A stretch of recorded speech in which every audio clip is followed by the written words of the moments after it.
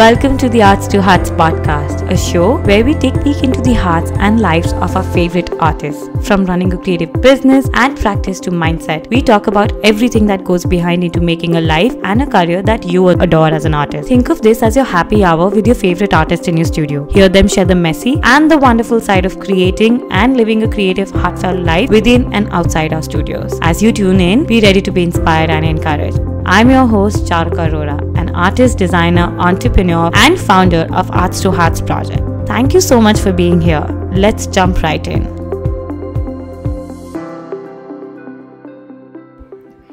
Hey, you guys, welcome back to the Arts to Hearts podcast. I'm your host, Charuka Arora.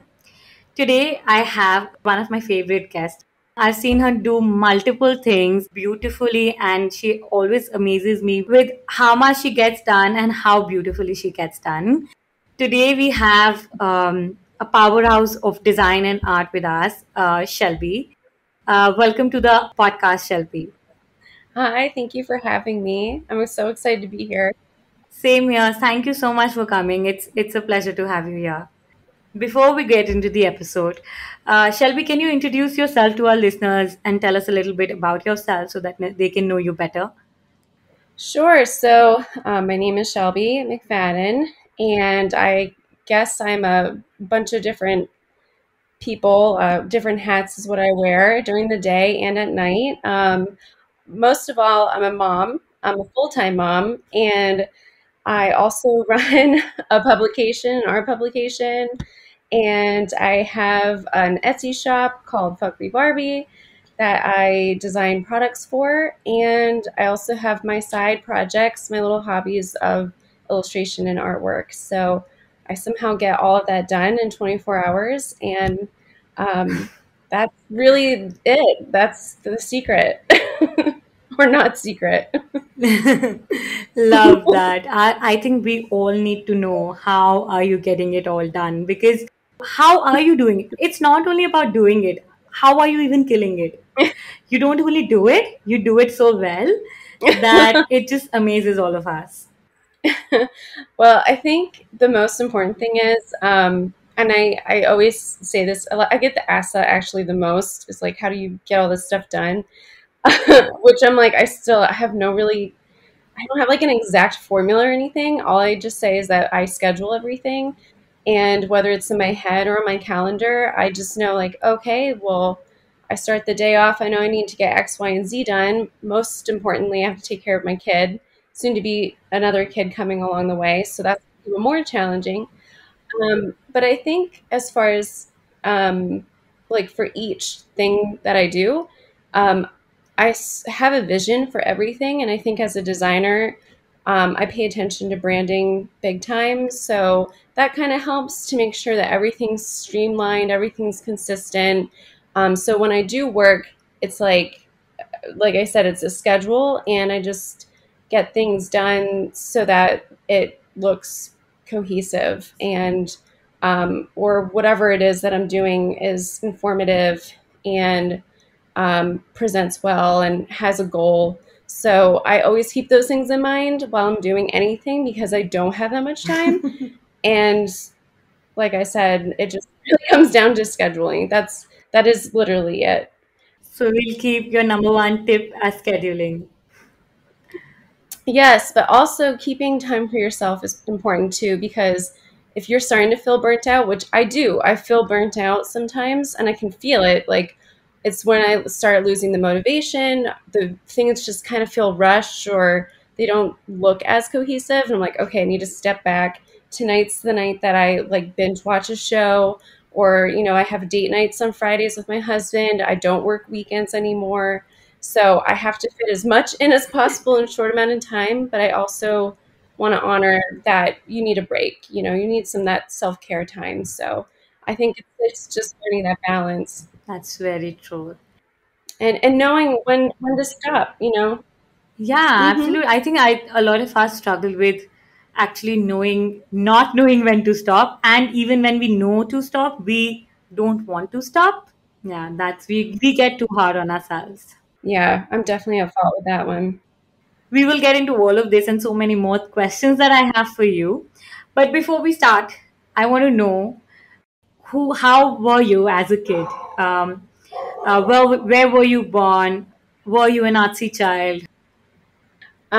So I was born in the middle of nowhere, Pennsylvania, um, pretty much in the mountain area. I think it's called Northeast PA, Central PA. Bloomsburg is where the name of the town is. I think it was like the only town in Pennsylvania. And I didn't go to a huge school. There weren't a ton of opportunities for art. You just took an art, literally just an art class where I was from. I've had friends from school who've taken like huge classes where they're like, yeah, I took graphic design in high school. And I was like, I took art, which was like a study hall. I just did whatever I wanted to do. Most times, I'm not even sure if I did art. I probably like caught up in homework.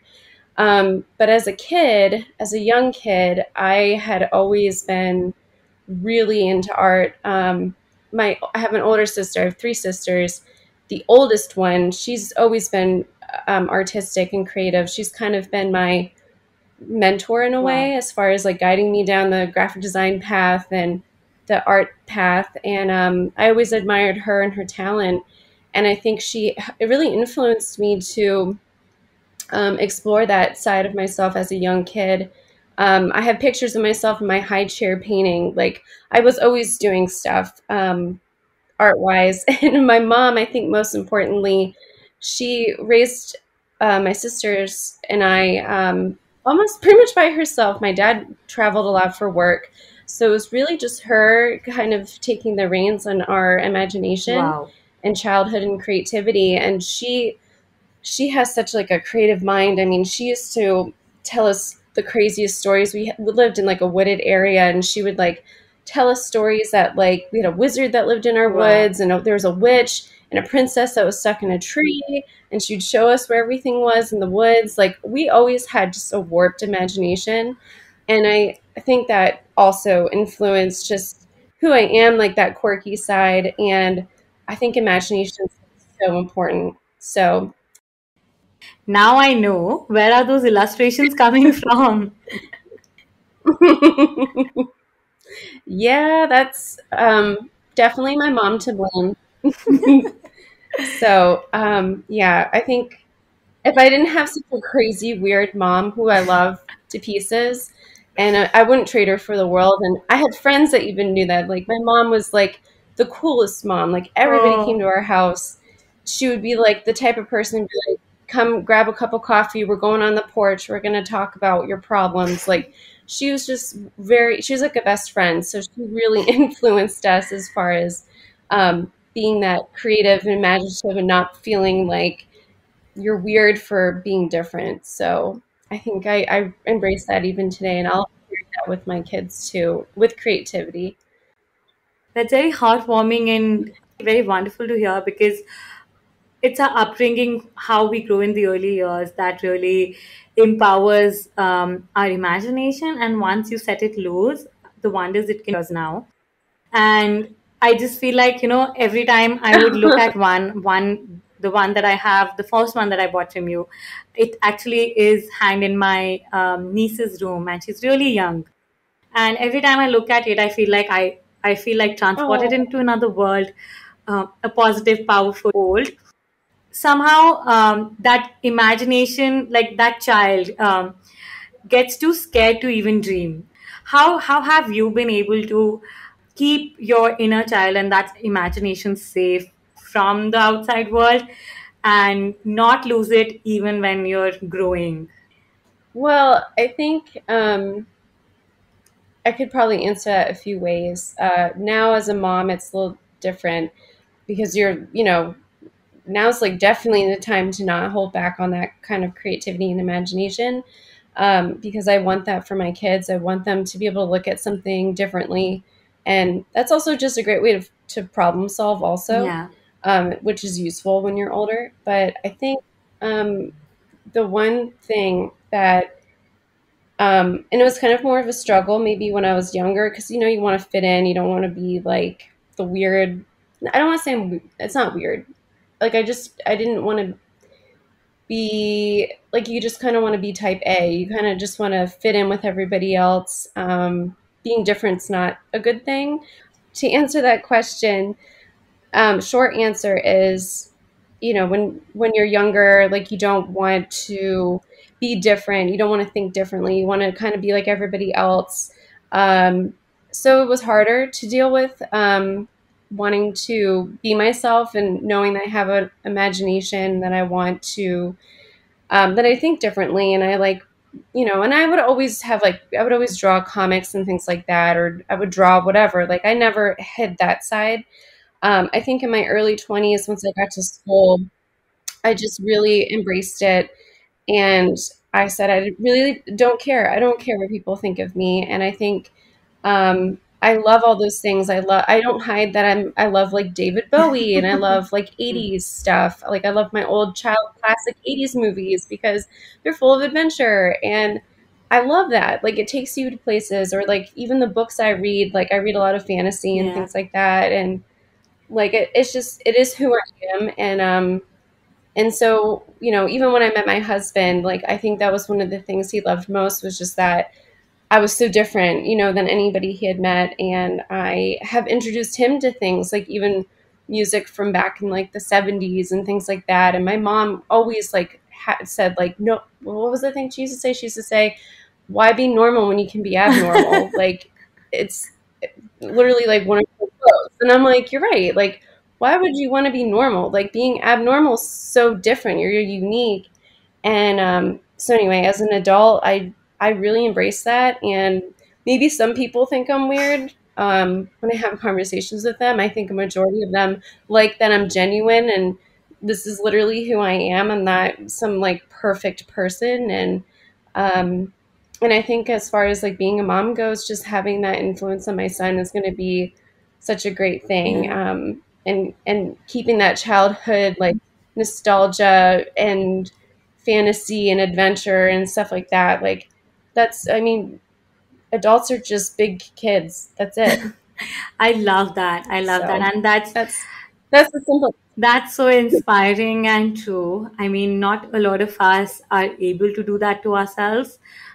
We become too hard, we become too judgmental of our own self. It's like it's not only about others, it's also about us. Yeah. We get too judgmental, we put too much pressure on ourselves. We want to grow up more than anyone else.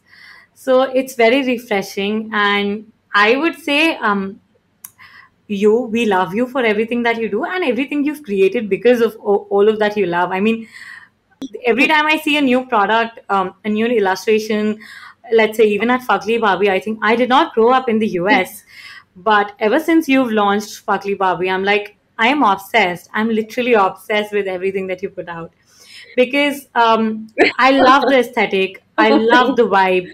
I may not relate to all of the content because I did not grow up into it. I've not seen all of those movies. But honestly, for me, it feels like it transports me into a place that I would really love to be in.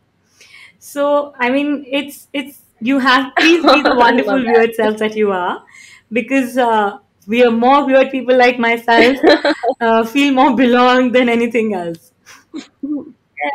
Perfect. Okay, let's. You run multiple businesses, and I'm sure it's not easy being a maker yourself and then also running businesses. I mean, they're two very very different skill sets and very definite job roles. And you don't run one, two, three. Yeah. If I can count, I think you run four businesses right now. I may be wrong, but that's um, I think it's pretty close. Yeah, I actually tried to scale it down and consolidate, yeah. but three. I think it's no, maybe it is four. Yeah, maybe it is four. We'll Yep, figure it out. Let's figure it it's out. four. Perfect. Technically, it's five. You do more wonderful things, but let's get back to how you started and what was it. The most difficult thing is to take that first step. How was that for you? What was your first step? Sure. So, I think great grandfather was a huge entrepreneur. He owned several businesses, very successful businesses, self made. He was very well off. And then on top of that, his daughter was my grandmother. And I saw her do the same thing. She owned a business with my grandfather. And then my dad had always had these like inspiring side things that he always wanted to do. He never got to that point where he would do them, like opening up a pizza shop or an ice cream stand or whatever. But he always wanted to do that. And I think somewhere in my bloodline, I think there's just like this entrepreneur side. And I think I really feel like I've never just wanted to sit behind a desk. Yeah. I've never wanted to just sit behind a Yeah. desk and just design and work for someone else.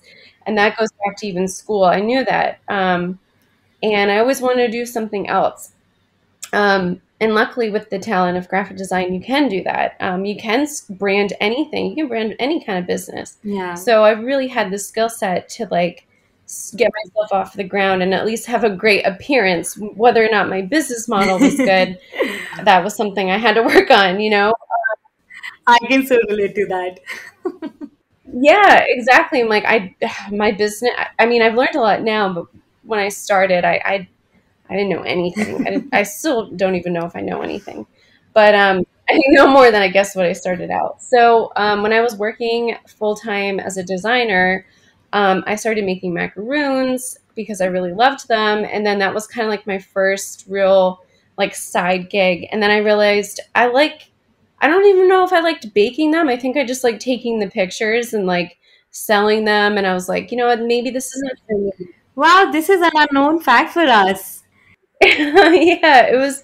I like boxed them up. I dressed them. My husband and I would wake up at like 6 a.m. It was crazy, and but I loved that. I loved what I loved the most was when someone got the box of macaroons. They shared it with me. They shared that experience that I gave them because that's what I wanted. I wanted like this. They open the box and there's color, and then there's the macaroons, and it's just this beautiful thing and I love making people feel a certain way, like that kind of Yeah. experience.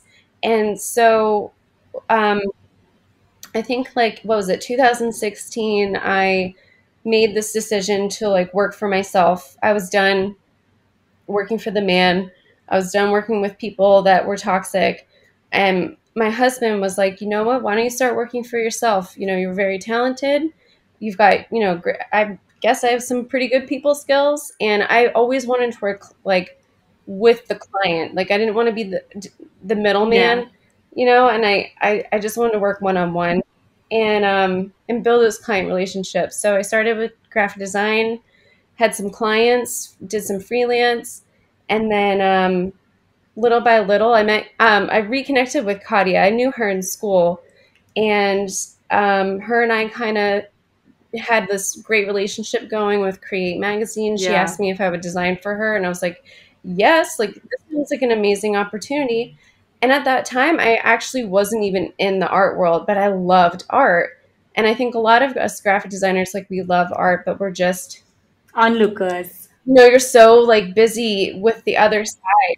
Yes, like it's like one of those like forgotten things like that you love, and then all of a sudden you're like re submitted into the art world, and then you yourself start getting back into art because you're so like influenced by and inspired by everybody around you and talking to people.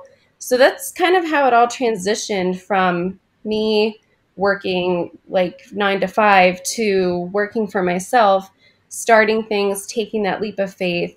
And it was scary, but I think now since I've been doing it for so long, it's not. And in fact, like I really enjoy making people feel great, Yeah. whether that's with Fugly Barbie or Candy Floss and helping people. I just want to help people, and I think Katia really like showed me that forget the competition. There's no competition. You just build each other up, and when she builds me up, I built her up, and I think having that kind of mentality and then applying that to other people like, hey, you're new into the art world, let's get you like out there, let me get you in front of other people, I love your stuff, let's communicate, let's do an interview. Like now I'm like following people and their personal lives, and I love it. It's like a bunch of friends, and it's like a huge community that I'm a part of. It's great. So It's been very rewarding so far. The first time I got to know about you was, of course, via Create and how you were designing. I always loved the work that you Hmm. were doing, Create, but I never knew it was you. When I saw that, I of course stalked you, and I saw everything else that you do, and it was very inspiring for me to even see. Of course, cat has been a very big catalyst for myself and so many of us.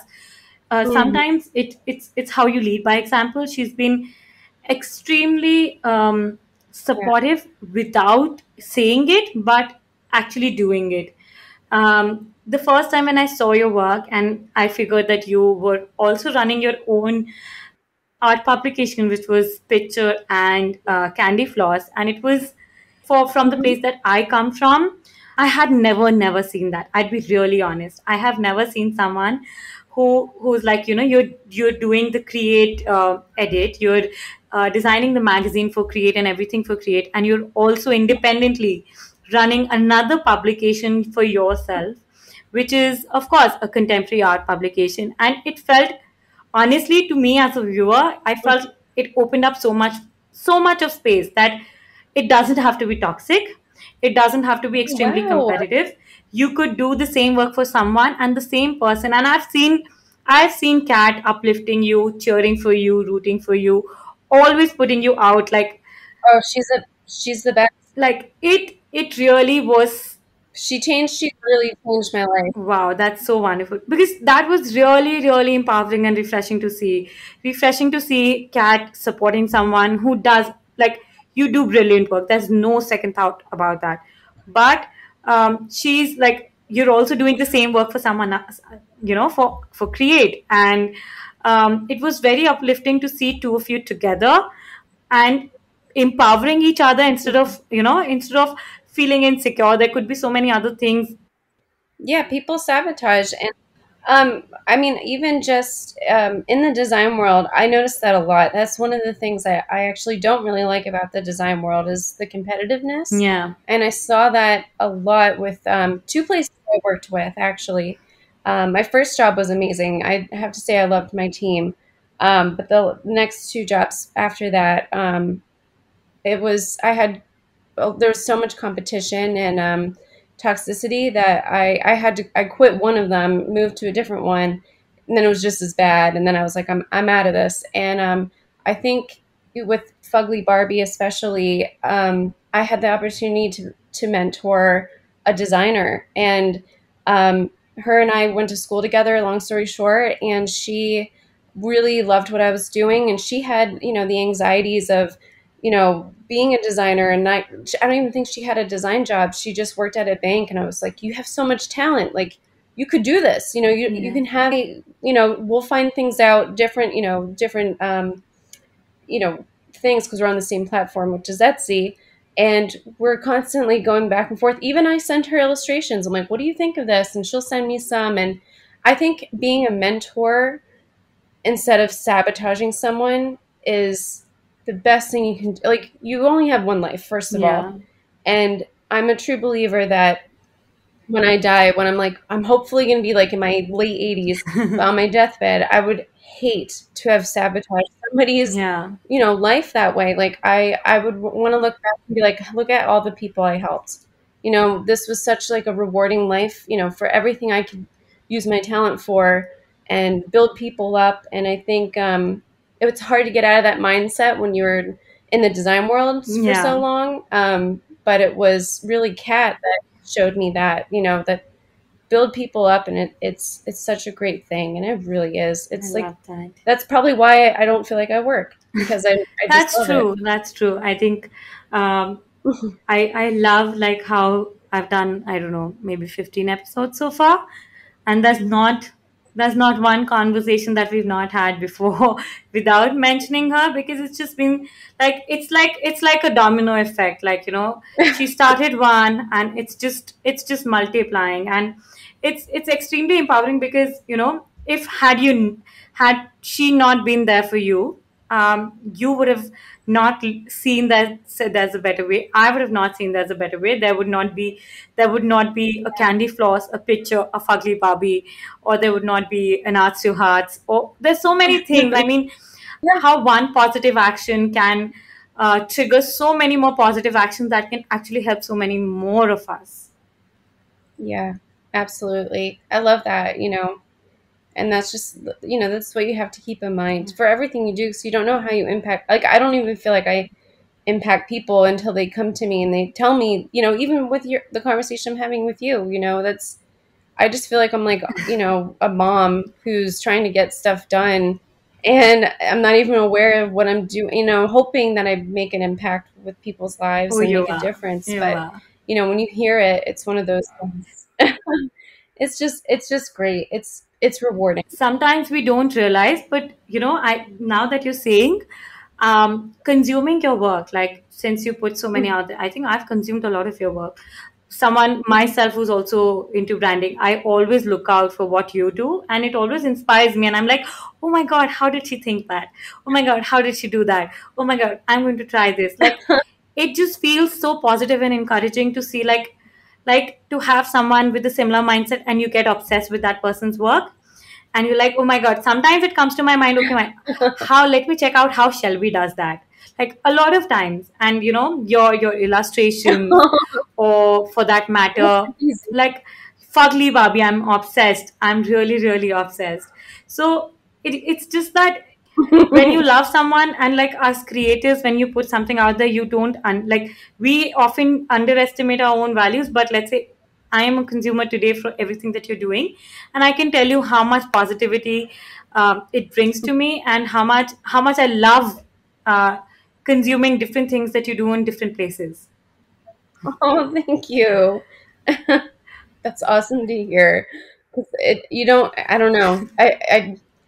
I don't feel like I'm doing that much, but I guess You I are, you just are. should keep going and Yes. stop second guessing. Yes, yes. Now that you were in design, you met Kat, you were doing the design Mhm, work for Create and everything. How did your first art mhm. publication come to life? How did you decide that, okay, now that you're here, you also want to venture into something like this? Running an art publication is also a lot of business work, it's also a lot of content work, and it's not all creative. So, how did that pan out for you? Um, that's a really good question. So, I remember having a conversation with Kat about it, and um, I loved when I was designing Create, especially in the beginning. There were pieces that really stuck out to me. I can't remember all of them off the top of my head, but I remember when I would like design and there'd be certain artists that I'm like, ooh, I really love this person's stuff. Like, this is really neat. And most of it was kind of the more eclectic kind of art. And so I was like, and on top of that, I always had this idea of kind of marrying fine art with illustration and design and maybe 2D work, like just different kind of mediums.